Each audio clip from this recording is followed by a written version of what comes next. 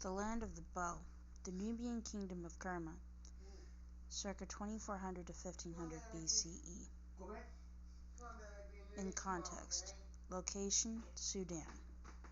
Before, circa 5000 BCE. Africans from the Sahara and further south settled along the Nile Valley. Circa 3400 BC, a monarchy is established in Tesseti, known later as Nubia. Circa 3200 BCE, settlement begins at the site of Kerma. After, circa 860 BCE, a powerful line of Kushite kings is founded, based at the city of Napata. Circa 727 BCE, Kushite king Paye invades Egypt, seizes Thebes, and founds the 25th dynasty. 350 CE, the Aksum Empire captures Meroe, the final capital of Kush, ending the Nubian kingdom. Ancient Egypt was not the only great Nile Valley civilization. To its south, Kush, in the region of Nubia, in what is now southern Egypt and Sudan, was an equally ancient and sophisticated kingdom. Its people built complex cities, a formidable military, and a trade network that stretched south and east, as well as north into Egypt. For many years, white historians and archaeologists assumed that Kush was merely an outpost of Egypt. Only in the late 20th century did it become clear that Kush was a separate indigenous kingdom that matched, and sometimes even surpassed, its Egyptian neighbor. Kerma rises. The city of Kerma was at the heart of Kush, and by around 2400 BCE it had become the capital of a unified state. By 2000 BCE, Kush was Egypt's closest trading partner and a military power, its soldiers renowned for their battle skills, particularly archery. Egypt could not ignore the growing influence of Kushite Kerma, and conflict between the two kingdoms became a feature of the next 500 years. In 1750 BCE, Kerma seized control of Sai, a kingdom based on an island in the Nile between Egypt and Kush. This gave Kerma command of the Nile and its trade between the river's first and fourth cataracts, and also marked the start of its golden age.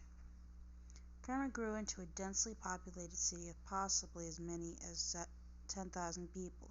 Its central zone was surrounded by a massive mud brick defensive wall more than 30 feet high, with projecting rectangular towers. Inside the wall, beyond 4 fortified gates, lay gardens, the king's palace, the houses of the nobility, and tefufas, large white temples.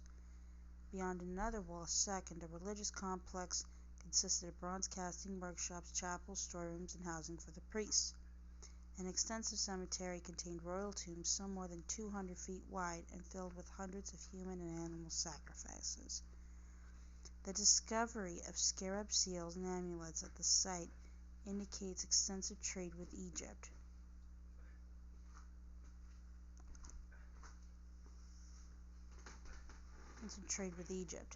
The city controlled gold mines and major trade routes between Egypt and elsewhere in Africa, exporting enslaved people and goods such as incense, ebony, ivory, ostrich eggs, and animal skins. Kerma also produced fine blue glazing, known as faience, delicate eggshell-thin pottery, and bronze implements of exceptional quality. A kingdom falls. Around 1550 BCE, Kerma tried but failed to invade Egypt. Over the next 50 years, the Egyptians fought back until in 1500 BCE, Pharaoh Thutmose I conquered Kerma.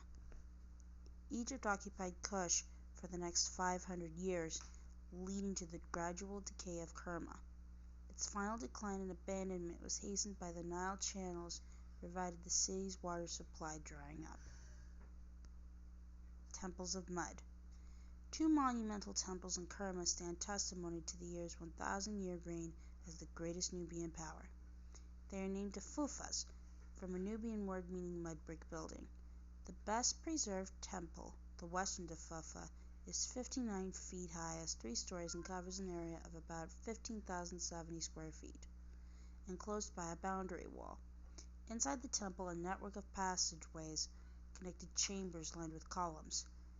The chamber walls were brightly painted and decorated with glazed tiles and gold leaf. Stairs led to the roof, where public ceremonies, possibly sacrifices, were carried out on an altar. The eastern Tufufa, a more squat two-story structure with walls about 33 feet deep, is sited near a cemetery of 30,000 mound-like graves. The temple, which may have been the royal funerary chapel, had two halls, each with a central line of columns decorated with portraits of animals painted in red, blue, yellow, and black.